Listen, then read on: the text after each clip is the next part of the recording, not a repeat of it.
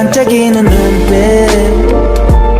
눈이 부셔 매일 날 감싸주는 손길.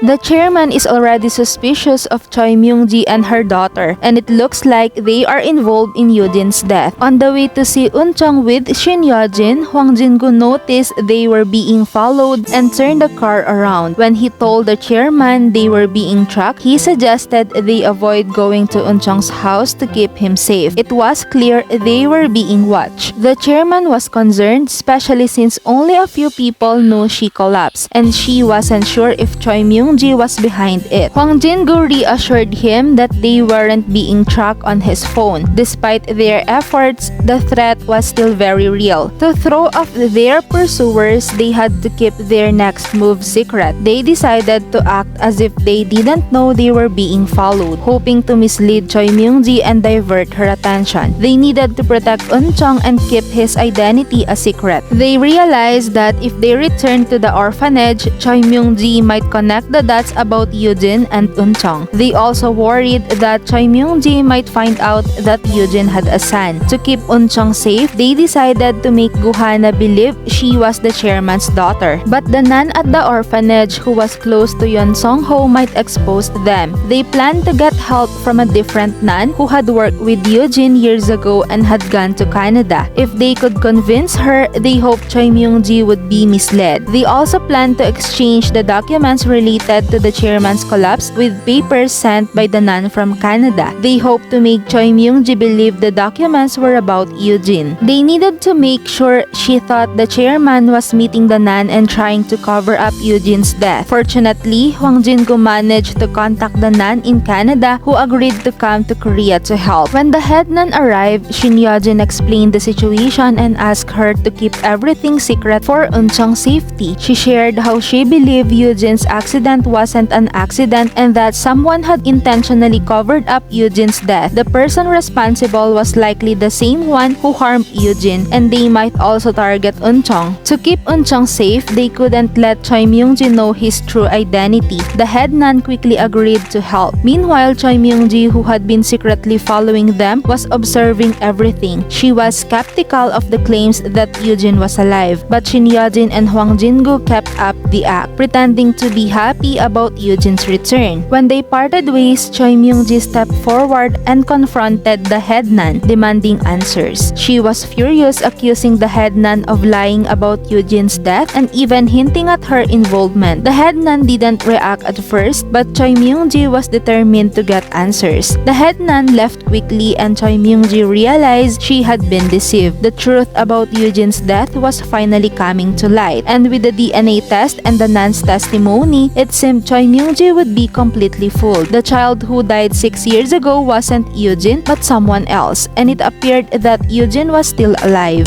'Cause you are beautiful.